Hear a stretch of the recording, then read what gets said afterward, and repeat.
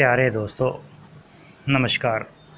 दोस्तों, पिछले वीडियोस में हमने अपने अनुभव आपके साथ साझा किए। आपने मेरे अनुभव सुनकर उनसे फ़ायदा लिया, बहुत शुक्रिया।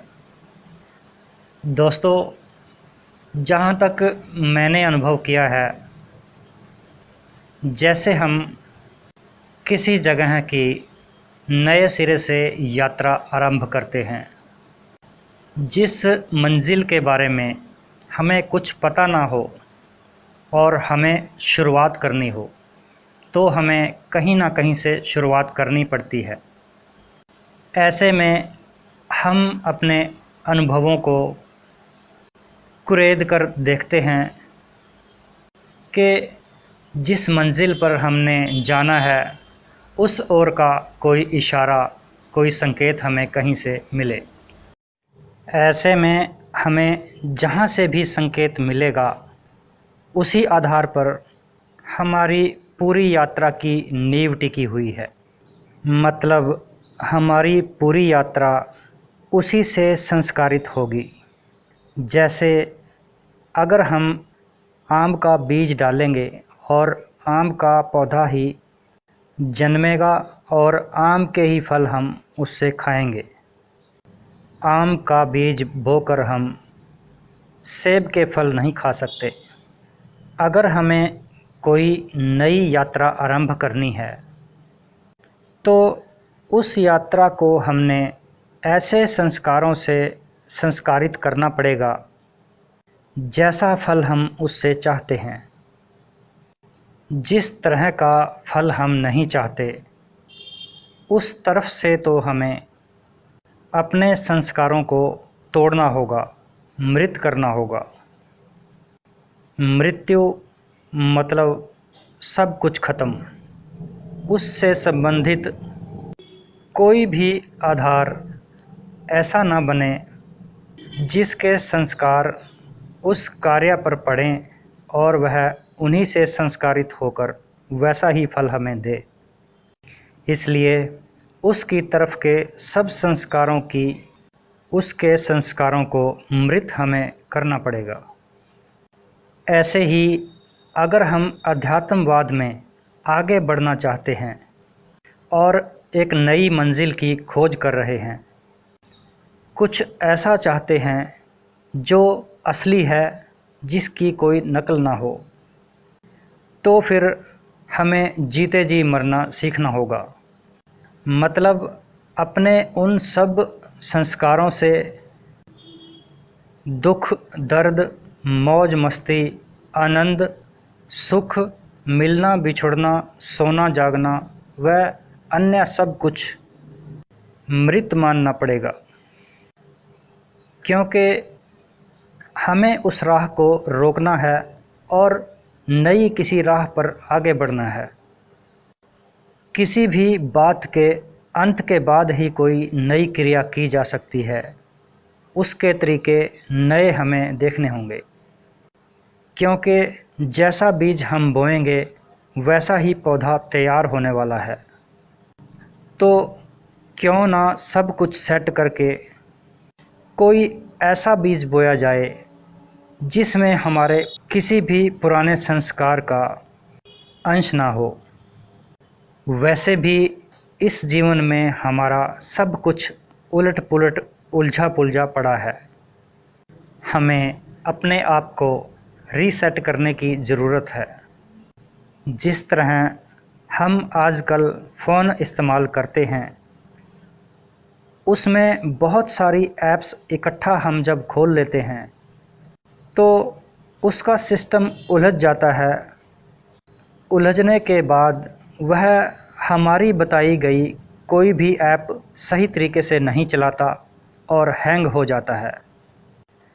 अर्थात वह अपना काम सही तरीके से नहीं कर पाता, तो हम उसे रीसेट कर लेते हैं। जब वह फ़ोन रीसेट होकर दोबारा चलता है, तो हम जो भी उसमें काम करना चाहें वह फिर सही तरीके से करता है। इसी तरीके से हमारा जीवन भी उलझा पड़ा है। हमें इसको रीसेट करने की ज़रूरत है।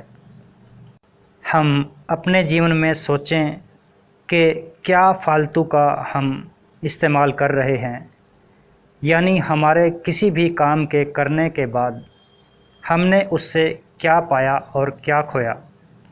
जो भी फालतू के विषय हैं उनसे हमें अपना ध्यान निकाल कर अध्यात्मवाद की तरफ लगाना होगा। जब तक हम अपने जीवन से फालतू की क्रियाओं को नहीं रोकेंगे तो हम किसी भी नए रास्ते पर आगे नहीं बढ़ सकते। और यह अध्यात्मवाद का रास्ता तो बहुत ही संकरा है। हमें अपने अंदर अनुभवों पर ध्यान देना चाहिए, उन्हें एकत्रित करना चाहिए और उन्हें आधार बनाकर उनमें से सही राह लेनी चाहिए।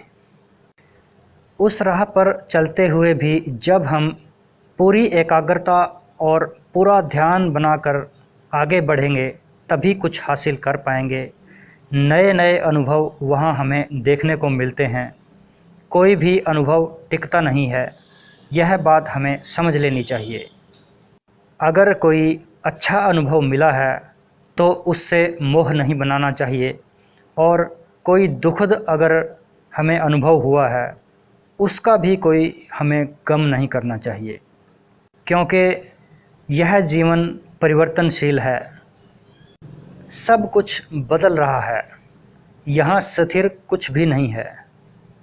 याद रखने वाली यही बात है कि अच्छा हो या बुरा हो, हमें वह कैसा भी लगे वह टिकने वाला नहीं है। उस क्षण ने, उस पल ने बीत जाना है और हमारा अतीत हो जाना है। अगर हम उन्हीं अनुभवों को आधार बनाकर आगे चलते रहेंगे, यह बात ध्यान नहीं देंगे कि क्या सही है और क्या गलत है, तो प्रगति मुश्किल है। जो हो रहा है उसे बहुत गौर से देखने की ज़रूरत है। अतीत की बातों की छवि कहीं भी उन पर ना पड़े। यह बात हमें ध्यान रखने वाली है कि वह जो पावर है, वह जो शक्ति है, उसकी तुलना इस संसार में किसी भी वस्तु से नहीं की जा सकती।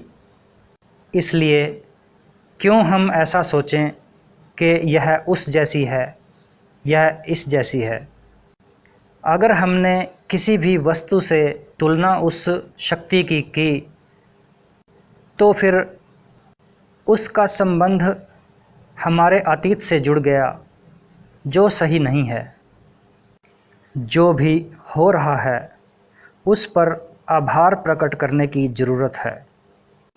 हमें सोचना चाहिए कि जो कुछ भी हो रहा है वह एक न बदलने वाला काम है, क्योंकि वह उसी शक्ति की तरफ से हो रहा है।